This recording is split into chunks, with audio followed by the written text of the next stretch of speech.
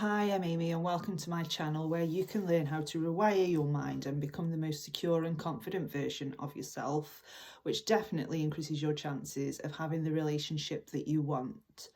I wanted to make this video as a bit of a background about me and how I became the most secure version of me.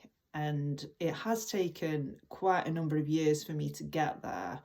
And I just wanted to make this video to give you some advice and some pointers so that you can go a more direct path rather than the path I've taken, which has taken quite a number of years to get to where I am today. So the information that I'm about to give you is personal to me, and in no way does it sort of influence what your reality is, but I hope you can take some tips away with you. So to start, I had quite a normal childhood. I grew up with both mum and dad. I got into a relationship fairly young. I was 16 when I met the man who I would later marry. So we got together at 16. We were both still children, really. But things went the way they went. I ended up marrying this man and we had a son together. And in the end, we were together for around 15 years. Then when my son was 1, the relationship ended, well, the marriage ended. And that sort of sent me into a bit of a downward spiral, as you can imagine. I had feelings come up that I didn't recognise, and I think looking back I was probably more towards the dismissive avoidant side of the spectrum, where I would ignore my feelings and ignore my thoughts and power through. I had a bunch of coping mechanisms that really weren't very healthy, and I later, I think more or less a year to the dot, I met my current partner. So I'd been single for a year and I met my current partner, and I thought, you know, yeah, I'm worthy, I deserve this, you know, I'm the best thing since sliced bread. But I didn't really believe it, and it wasn't long into that relationship where the cracks started to show. There would be a lot of sort of push-pull dynamics going on, and I really struggled to settle into this relationship. And I think around 9 or 10 months down the mark, the relationship ended badly, which sort of sent me on a spiritual journey to finding out who I was at my core and at my centre.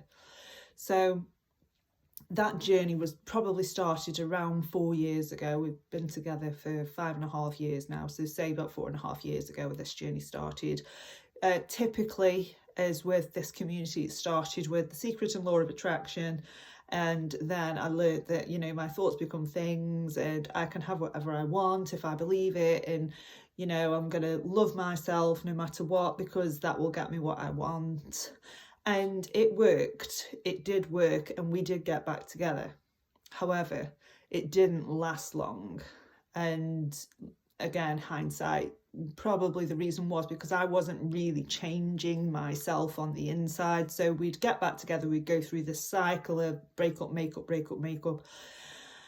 And it came to a head again earlier on this year where we were very close to moving in together and we split up again, which again sent me on a bit of a downward spiral, but it wasn't as bad as it had been. And it was around this time that I discovered attachment styles and discovered what my attachment style was, how it had changed over time, and discovering what my fears were, and really getting into how to effectively change your mind permanently. In the past, I'd really focused all my energy onto the relationship and him. I'd not really made a lot of effort to change myself. I would say affirmations to myself to make myself feel better, but I didn't really believe them.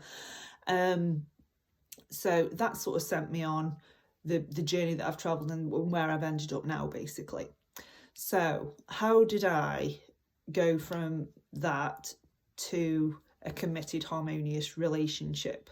I would say now that we're the strongest that we've ever been, and it's the closest to a secure relationship that I've ever had. I didn't know what interdependence was. I didn't really know what security was or how a secure person would act in relationships.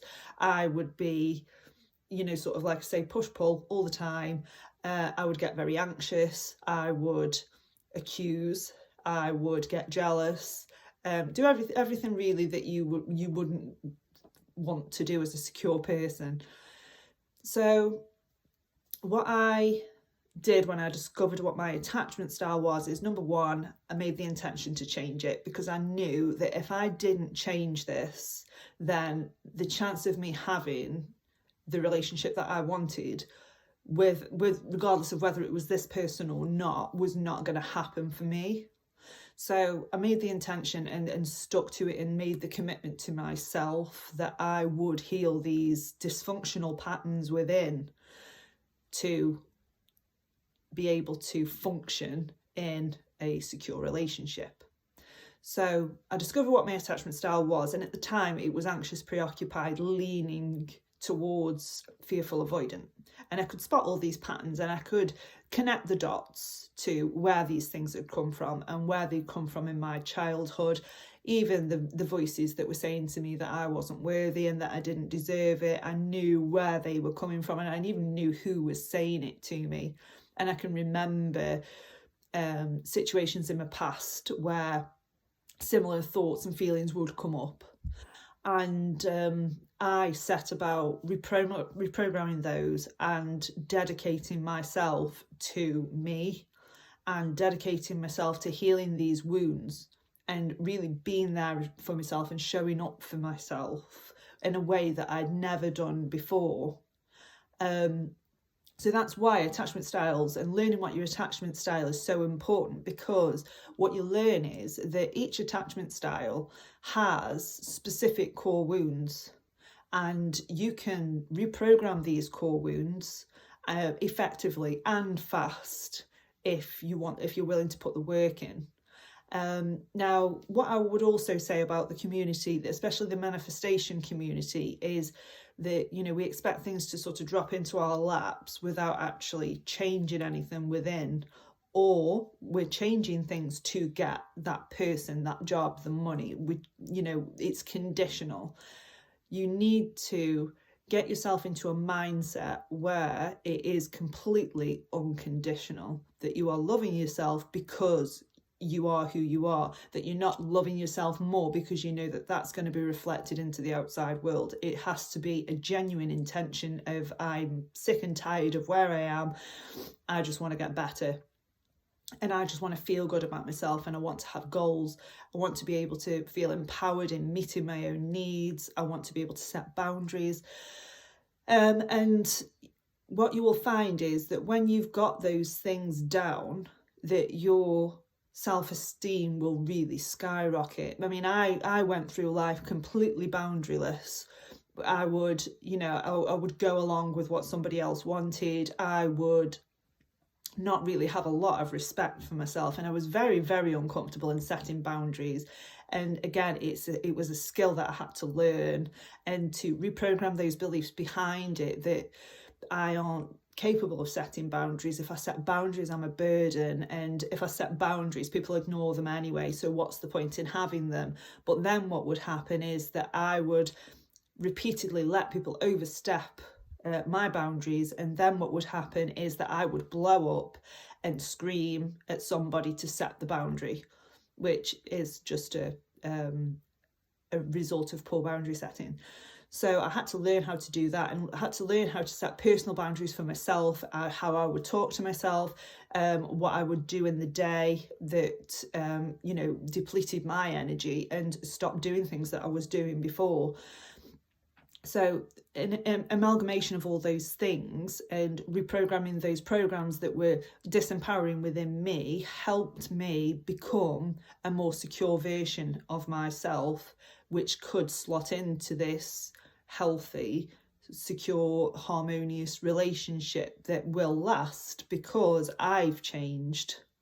How I've dealt with conflicts changed. You know, I used to not say anything. I would be passive aggressive. I would snap. I would, you know, I'd snipe at people, and, you know, I decided I didn't want to be that person anymore. And it has got to be a decision that you make and that you stick to, that you are going to heal these things within you, which can be healed. There is nothing that is within you that you can't handle and that you can't heal yourself. And it's also about reparenting yourself as well. So what you need to understand is that when these things happen and when we feel triggered, we understand that it is just a wounded part of ourselves that is coming up to be healed, i.e. reparented by you, so that you can release it. So an example of that would be, say if you are a passive aggressive person, when you notice yourself doing it, understand that the reason why you're so passive aggressive is because you might have a belief that, well, if I say something, it might not get heard anyway, or I could be ignored, or my opinion doesn't matter, I'm not important. So it's down to you to reparent that and understand that you are important, that your opinions and thoughts and feelings do matter. And if they matter to you, it will matter to everybody else as well. So bear in mind that, you know, sometimes I think we're very quick to put ourselves down when we are acting in a way that we don't like, and, you know, we'll push that part of us away, or we'll deny it, or we'll repress it, but it'll just come out in different ways. And it's a simple case of feeling the feelings that come up with it, so that we can reparent and reprogram those beliefs that are underneath it, and understand that we don't need to be like that anymore, that, you know, that it actually isn't conducive to the situation that you want. So that's just a bit about my journey. I will go through more videos with specifics on how I did this, and with tips and hints as well, so that you can understand how to do this for yourself. But yeah, thanks for listening, and I will see you in the next video.